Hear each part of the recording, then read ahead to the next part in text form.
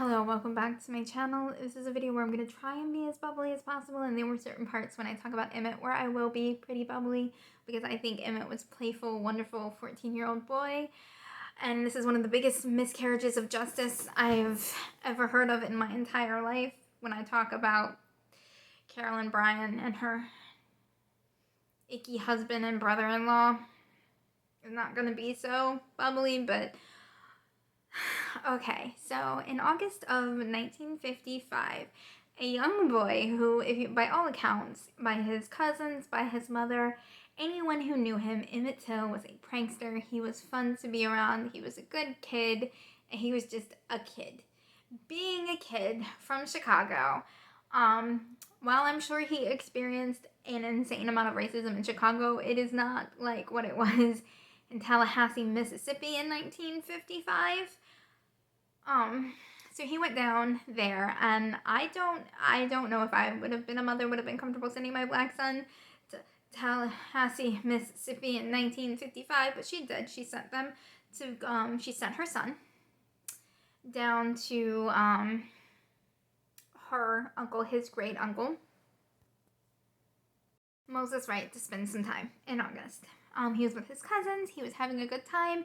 He went into the Bryant's grocery store and bought a 2-cent pack of gum. And like I said, Emmett Till seemed to be the kind of boy that was very, very playful and just all around like adorable. And a lot of people say that Carolyn Bryant was attractive. I don't know, I can't get past her ugly soul, but and he may or may not have whistled at her. No big deal. It's a 14-year-old boy being playful and joking. But in 1955, in Tallahassee, Mississippi, you can't be a black boy whistling at a white woman. Apparently, that is deemed as lewd and sexual assault, which it was not. Carolyn Bryant admitted to lying about the lewd behavior that he supposedly did or whatever, and that was August 25th. 3 days later, really late at night, they broke in to Moses Wright's home, and they woke Emmett Till out of bed, and they basically at gunpoint dragged this child, this beautiful, boisterous, funny, playful child, out of the house at gunpoint. They kidnapped him. Who were these jerks, you might ask? They were J.W. Milam and Roy Bryant, Carolyn Bryant's husband. So they abducted him, put him in the back of the pickup truck, took him to J.W. Milam's shed, where they did some of the most unspeakable things to this child. They beat him. They took a section of his nose. They ripped this child's eye from his face. And then they shot him in the head, putting barbed wire around his neck, tying it to a cotton gin. And they threw him in the Tallahassee River, where he was later discovered. The sheriff at the time was a known segregationist and a dick. And he tried to cover up what had happened to him and tried to have him buried in Mississippi. But because Emmett Till's mother is a saint, a hero, and a wonderful woman who is stronger than anything I could ever imagine, coming out of a mother who just lost her son, was determined to get justice for her son.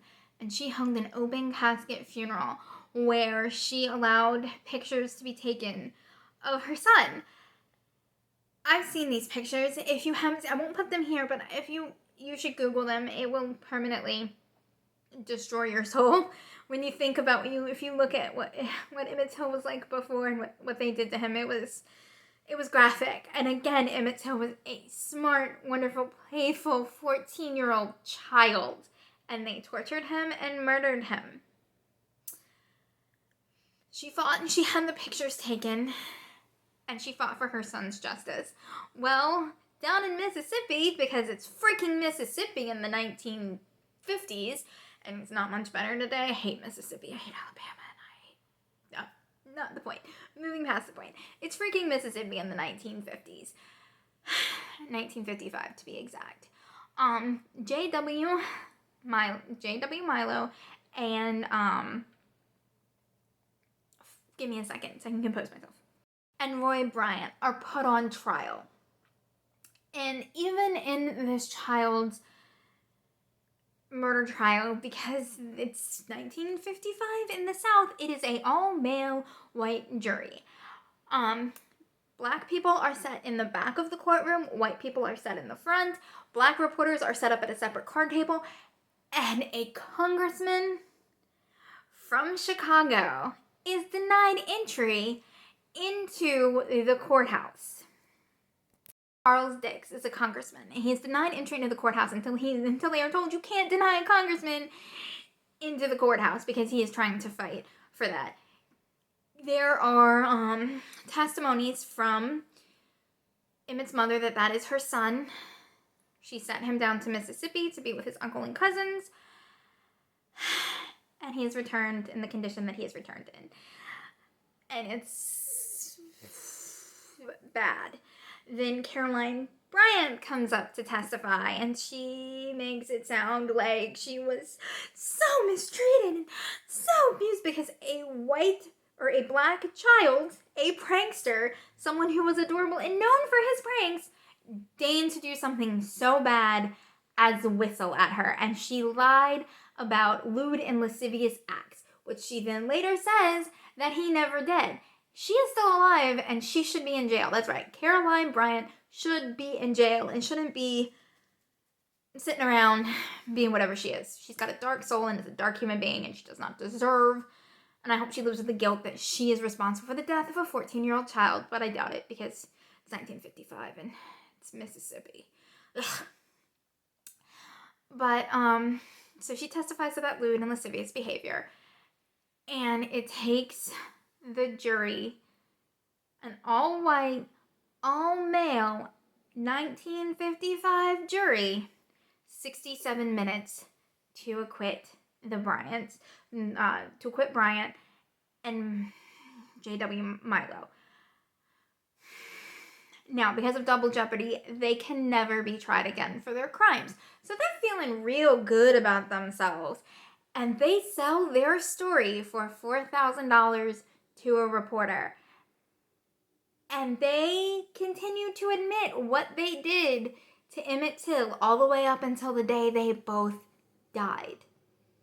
This sparks riots and is single-handedly one of the biggest moments in the civil rights movement. And I was really surprised to find out that not very many people know about it.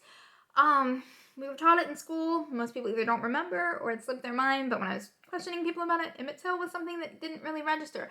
And I don't understand how you could ever forget the murder of a 14-year-old child who his biggest and only crime was whistling at a white woman in 1955. And when you say that black people should just get over the history and everything, my mom was born in 1953. So she would have been 2. My mom was alive when Emmett Till was murdered. Mitch McConnell was alive when Emmett Till was murdered. The adults that did not convict Emmett Till's killers, are the same adults that raised our parents. They're also the family and everyone in the black community. This was scarring and traumatizing, and the adults raised my parents' generation. So that trauma is still there, which leaks down into today. It also leaks in our policies. These people that were children during this are the ones that control the House and the Senate. And why is it so important to remember? Kentucky was not that kind to black people either. And we keep electing these people, but I'm diversing. What I'm trying to say is, this was not that long ago. My mom is in her 60s. This was 60 years ago that a black 14-year-old child was murdered because a white woman lied and said that he committed lewd and lascivious acts. His biggest crime was jokingly whistling at a white woman in 1955 in Mississippi. The civil rights movement was not that long ago, and don't you dare forget it for a second. Emmett Till was important. Emmett Till to this day still matters. Please remember Emmett Till, and I don't know. I don't have anything else to say that Emmett Till was, from all accounts, was a funny, wonderful child, and I can't put enough emphasis on that because I've read so much from his family, and he just seemed like an awesome kid. So, they took and snuffed out the life of an awesome, amazing, funny kid and got away with it in 67 minutes. I'm gonna leave you with that to think about, and I will see y'all later.